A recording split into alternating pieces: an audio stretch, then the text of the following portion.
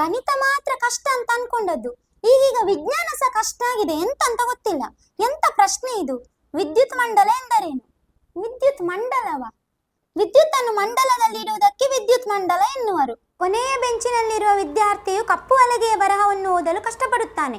ಈ ಮಗುವು ಬಳಲುತ್ತಿರುವ ತೊಂದರೆ ಯಾವುದು? ಅದನ್ನು ಹೇಗೆ ಸರಿಪಡಿಸಬಹುದು?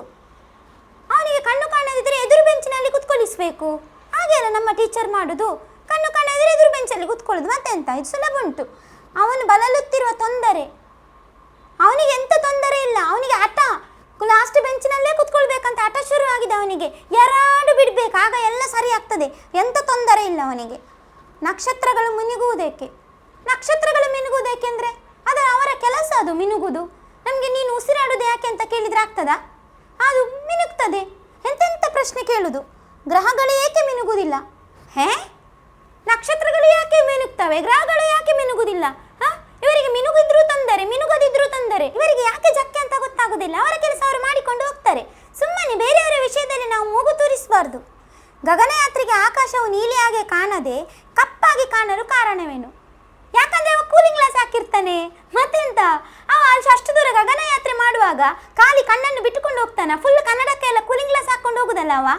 ಪಿತ್ತರಸವು ಎಲ್ಲಿ ಉತ್ಪತ್ತಿ ಆಗುವುದು? ಮತ್ತೆ ಟೀಚರ್ ಹೇಳ್ತಾರಲ್ಲ ಯಾವಾಗ್ಲೂ, ನನ್ನ ತಲೆಗೆ ಪಿತ್ತ ಏರಿದ್ರೆ ಉಂಟಲ್ಲ ಅಂತ ಹೇಳ್ತಾ ಇರ್ತಾರೆ. ಹಾಗಾದ್ರೆ ಪಿತ್ತ ಬಹುಶಃ ತಲೆಯಲ್ಲೇ ಉತ್ಪತ್ತಿ ಆಗ್ತದೆ ಕಾಣಬೇಕು. ಮನುಷ್ಯರಿಂದ ಜೀರ್ಣಿಸಲು ಆಗದೆ ಆದರೆ ಮೆಲುಕು ಹಾಕುವ ಪ್ರಾಣಿಗಳಿಂದ ಜೀರ್ಣಿಸಲಾಗುವ ಕಾರ್ಬೋಹೈಡ್ರೇಟ್ನ ವಿಧವನ್ನು ತಿಳಿಸಿ. ಮನುಷ್ಯರಿಗೆ ಜೀರ್ಣಿಸ್ಲಿಕ್ಕೆ ಆಗುದಿಲ್ಲ, ಪ್ರಾಣಿಗಳು ಜೀರ್ಣಿಸ್ತವೆ ಅಂದ್ರೆ? ಅಮ್ಮ ಮಾಡಿದ ಪುಂಡಿ, ಅಬ್ಬಾ ಎಷ್ಟು ಗಟ್ಟಿ ಇರ್ತದೆ.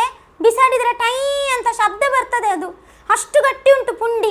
ಪುಂಡಿ ಇರಬೇಕು, ಪ್ರಾಣಿ ಆದ್ರೆ ತಿನ್ಬಹುದು. ಅದೇ ಈ ಕಾರಣ ತಿಳಿಸಿ. ಯಾಕಂದ್ರೆ ಪುಂಡಿ ಗಟ್ಟಿ ಇರ್ತದೆ, ನಮ್ಗೆ ತಿನ್ಲಿಕ್ಕೆ ಆಗುದಿಲ್ಲ. ಮತ್ತೆ ಜೀರ್ಣ ಎಲ್ಲಿಂದ ಮಾಡುದು? ಇದೇ ಕಾರಣ. ಪ್ರಾಣಿಗಳಿಗಾದ್ರೆ ಆಗ್ತದೆ, ದೊಡ್ಡ ದೊಡ್ಡ ಹಲ್ಲಿರ್ತದೆ. ಇದೇ ಕಾರಣ. ನಾವು ಕೇವಲ ಹಸಿಸೊಪ್ಪು, ತರಕಾರಿ ಮತ್ತು ಹುಲ್ಲನ್ನು ಅವಲಂಬಿಸಿ ಬದುಕಬಹುದೇ? ಚರ್ಚಿಸಿ. ಸಾಧ್ಯವೇ ಇಲ್ಲ. ಖಾಲಿ ಹುಲ್ಲು ತಿಂದು ಬದುಕಲಿಕ್ಕೆ ನಾವು ದನಗಳ? ಒಂದು 3 ದಿನ ಹೌದು, ಮತ್ತೆ ಬಾಯಿ ಚಪ್ಪೆ ಚಪ್ಪೆ ಆಗ್ತದಲ್ಲ. ಆದಿತ್ಯವಾರ ಆದ್ರೆ ಒಂದು ದಿನ ಕೋಳಿ ಬೇಕಲ್ಲ, ಮತ್ತೆ ಎಂತ? ದಿನಾಲು ತರಕಾರಿ ಊಟ ಬಾಯಿ ಚಪ್ಪೆ ಆಗ್ತದೆ. ಒಂದು ದಿನ ಆಯ್ತಾರ ಆದ್ರೆ ಒಂದು ಕೋಳಿ ಬೇಕೇ ಬೇಕು. ಅದು ಸ್ವಲ್ಪ ಬಾಯಿ ಖಾರ ಆಗ್ತದೆ, ಆಗ ಖುಷಿ ಆಗ್ತದೆ.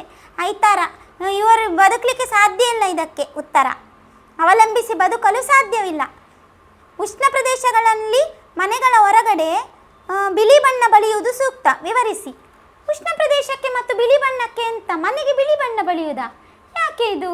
ಬಿಳಿ ಬಣ್ಣ ಶಾಂತಿಯ ಸಂಕೇತ ಅಲ್ಲ? ಬಹುಶಃ ಉಷ್ಣ ಜಾಸ್ತಿ ಆದಾಗ ಸಿಟ್ಟು ಬರ್ತದೆ. ಆ ಸಿಟ್ಟನ್ನು ಕಡಿಮೆ ಮಾಡಬೇಕಾದ್ರೆ ಆ ಶಾಂತಿಯ ಬಣ್ಣ ಬಿಳಿಯಲ್ಲ, ಅದನ್ನು ನೋಡಬೇಕು. ಆಗ ಶಾಂತ ಆಗ್ತದೆ ಸಿಟ್ಟೆಲ್ಲ, ಕೋಪ ಬಂದದ್ದು. ಅದಕ್ಕೆ ಮನೆಗೆ ಬಿಳಿ ಬಣ್ಣ ಬಳಿದ್ರೆ ಕೂಡಲೇ ಸಿಟ್ಟು ಬಂದ ತಕ್ಷಣವರೆಗೆ ಹೋಗಿ ಬಿಳಿ ಬಣ್ಣ ನೋಡ್ಬಹುದಲ್ಲ. ಬಹುಶಃ ಅದಕ್ಕೆ ಕಾಣಬೇಕು. ಅಲ್ಲ, ವಿಜ್ಞಾನ ಸುಲಭ ಉಂಟು. ನಾನು ಅನ್ಕೊಂಡದ್ದು ಕಷ್ಟ ಅಂತ. ಎಲ್ಲ ಪ್ರಶ್ನೆ ಸುಲಭ ಉಂಟು.